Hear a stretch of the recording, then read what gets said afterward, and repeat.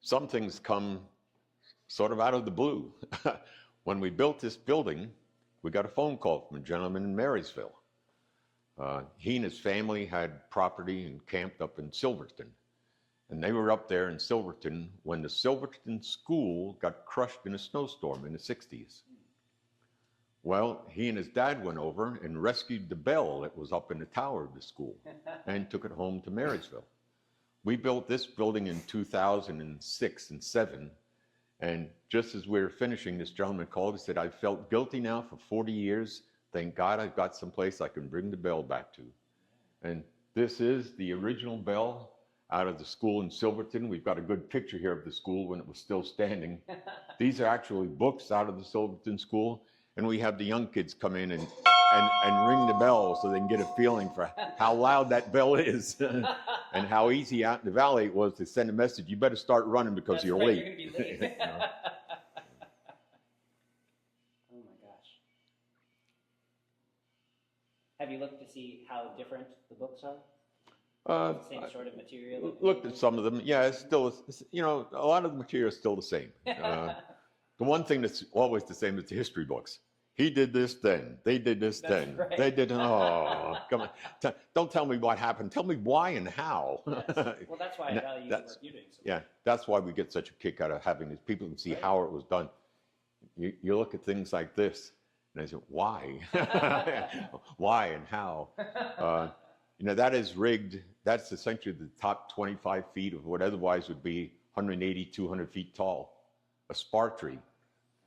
And it was called high lead logging. You know, when they first cut down trees, they had oxen and horses that would pull the logs out of the woods. But when you had as many trees as we have around here, after you've cut down the first 4 or 5 rows of trees, you couldn't pull the logs out because there were so many stumps in the way. So they went to what they called high lead logging. They send somebody in a 180, 200-foot fir tree. One guy would go up with some cable and a couple of railroad spikes, and that smallest pulley you see up there called a pass block. He'd spike that to the tree, and everything else on the tree was raised using that. They had a steam engine. They put a rope through that, then they pull a cable through, then a bigger cable, and then a steam engine that would then lift the bigger blocks up that were then hung exactly as they hung on this tree. There are some cast iron pieces that hooks on them that the cables hook in that hold these larger pulleys. Those are called tree shoes. Early on, when you look at some of the early logging pictures, there was always a horse standing around next to the steam engine. And I say, I understand the steam engine has a cable that runs out and pulls the log in. What's the horse for? Somebody had to pull the cable back out. Then they got a little trickier. They built bigger donkeys, if you will, machines, and they ran a second cable. There were 2 sets of drums. The main cable came through the big block, and it had chokers on it that could be snugged around a log, tightened, hooked up, pulls the log in. They had a second set of drums with a cable that went through the haulback block that was used to pull that original cable back out to where it had been. This is rigged just like the original. The only difference is when we rigged this, we didn't have to climb up 200 feet. We had a 2-man lift. We could use two-hand sledgehammers to drive the spikes. We didn't have to worry about it. And when it came to hauling the big pieces up, we cheated a little bit. We put a pulley down here, low on the tree, and we had the Granite Falls tow truck outside the door. And his cable went up the same way it originally did, down to the big blocks and hauled them up. But people can go upstairs here and they get a good view and they can see exactly how that's rigged. Here's a series of 3 photos, 1, 2, 3. So this guy's climbing, and I don't know if you can get in close on that or not. This guy's climbing up a tree, trimming off branches as he goes, and so it's a little bit bigger than that, except, he keeps climbing. He gets up to the highest that he needs to get, cuts the top off after cutting the branches off. That falls, and I have seen videos of when that happens, it's pushing away, and so he's probably got a 10, 15-foot deflection each thing, and there's no safety harness, you know, on the sky hook. There's nothing there, so he's just sitting up there holding on. And then when he's done, he will sit up there, and usually I've seen pictures where guys stand. They're nuts, but somehow somebody had to do it. And then, you know, he has the little pulley like Fred mentioned, gets that situated, and then, you know, with the cable and rope going down, then they start hauling all the rest of the stuff up to get it set for logging. And of course, mechanical stuff these days makes it go a lot easier. Yeah. And instead of reseeding, I think they started pretty early, just leaving one or two of the really big trees up high and just natural reseeding an area. And of course, now after harvesting, they go in and replant within a couple of years. I think they have 5 years to do it, but most do it a lot sooner. You know, these guys, when they climb a tree, they had spikes, the climbing spikes. They're strapped to their legs. We have a pair here, and they're well known in town. We had a local lumberman who was a climber, and he also happened to be active on the school board. And he bet one of the senior class students that he didn't have the guts to climb up a spar tree and touch that pass block at the top. Yeah, so you can see that. You can see. And that young man climbed up, touched the pass block, came down, took Hank's spurs and kept them. That was the bet. That young man became a teacher. He taught in Stanwood for many years, and when he retired, he came back to Granite Falls and brought the spikes. And he said, I've had Hank Burrell's spikes now for many years. He lost them in a bet. He was true to his word. He said, but he brought the spikes back to where they could have a good home. So those are actually Hank Burrell's spikes. I don't know. Did you see those? I'll move this again. Hank's wife, Maria, was a teacher in town here for 40 years or more. So those spikes, just strap them on.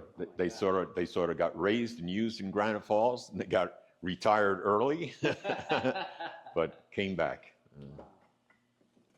We commented that Dr. Chappell, the first doctor in town, didn't learn how to drive a car. He only drove a buggy. That's the exact make and model buggy that Dr. Chappell drove. That's not the same buggy, but it's the same model and make. It's actually a 1910 buggy that's 6 years newer than the car that we have in the next room. Has this been taken out? A number of times. Wow. We actually had a museum president for a while that had a very well-behaved horse, so we've had that out giving rides around town. And with caution and supervision, kids come, and I'll get them to just, with their little pinky, you can move this thing because it's so easy to move. Of course, that's on a hard surface, and we didn't have too many with the horses, you know, and buggies back then, and so those going through, you know, mud and dirt, and then the bigger wheels help, of course, too. And yeah, we've had horse rides with it, and or just have it out on display. So the 4th of July setup. I don't know if you noticed the fans we have operating up there. The heat man, when we built this building, told us we would need ceiling fans to push the warm air down, and he's quite right. It's a good 10 degrees warmer or more up there, normally if the heat's running. But we couldn't bring ourselves to put a conventional electric fans up. We have belt-driven fans. They're made by a gentleman on the East Coast that makes them for businesses and fancy houses. They're extremely expensive. I mean, beyond anything that's reasonable. We couldn't afford it, but we told him what we were doing. He called back and said, well, could you handle cosmetic defects? And I said, well, cosmetic defects like what? It's like a chip in the casting, the cast iron, chip in the casting, or maybe a bad grain in wood. Oh, gee, 25 feet up. We really don't mind.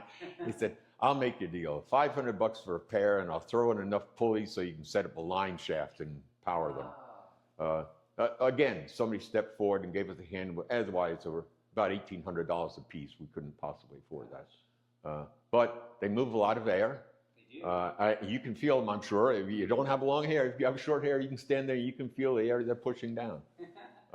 When a gentleman came in to help hang those, he was well into his 80s at the time, And he was a retired railroad engineer who lived in town, who was very active in the museum and made a lot of these donations. And when he came in, I asked him, I said, Bob, are you afraid of heights? Do heights bother you? He said, no, not particularly. I said, good. I got to bolt these things up today. You want to hold them while I bolt them? Or he said, are they heavy? I said, yeah, they're kind of heavy. He said, well, you hold them, I'll bolt, he'll bolt them. We were up there on a two-man lift, and we had to get two ladders to get between the trusses up there.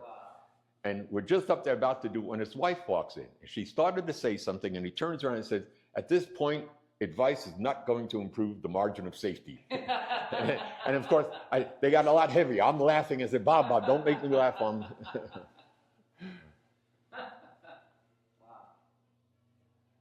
Yeah, I bet at the time this place gets nicer and nicer due to the generosity of everybody around. That's what it comes from. That's all it comes from. We didn't say it early on, but we got really enthusiastic about the future of the museum after the town centennial celebration in 2003. We decided to show some pictures. We just decided, what do we do to help with the centennial? The lady in charge came around, she asked every organization in town, she said, I want you to do something for the centennial. And she was not a micromanager. That's all she asked. What she meant, I want you to do anything for the centennial. So we said, well, let's hold a series of talks. We'll have one on women's clothes or shingle cutting or mining or railroading. We have pictures. We showed a lot of pictures of then and now of the same places. And I think we did it on Wednesday evening, once a month, 7 o'clock in the evening. Attendance dropped to 40-something once, I think. Twice we went over 200 and 300 people. Wow.